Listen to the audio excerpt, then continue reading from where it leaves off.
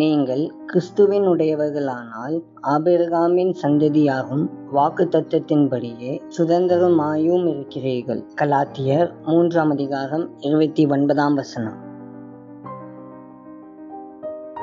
ஒரு குழந்தை எந்த குடும்பத்தில் பிறக்கிறதோ அதன் அடிப்படையிலேயே பார்க்கப்படுகிறது. அந்த குழந்தை தன்னுடைய குடும்பத்தின் அன்பிலும் அரவணைப்பிலும் பாதுகாப்பாக இருக்கலாம். அப்படியே நீங்களும் நானும் கிறிஸ்துவின் சீடராகும் போதே நாம் வெறும் தேவனுடைய ஊழியர் மட்டுமல்ல, நாம் ராஜாதி ராஜாவின் பிள்ளைகளாக ஏற்றுக்கொள்ளப்படுகிறோம். ஆகையால் தேவனுடைய ஆசீர்வாதங்கள் அனைத்தும் கிறிஸ்து இயேசுவின் மூலமாக நமக்கு வாக்கு பண்ணப்பட்டிருக்கிறது. அன்பின் ஆண்டவரே, உமக்கு ஸ்தோத்திரம். கர்த்தாவே, இந்த நல்ல நாளுக்காக உமக்கு நன்றி. காலைதோறும் உம்முடைய கிருபை புதியதாய் இருப்பதற்காக நன்றி.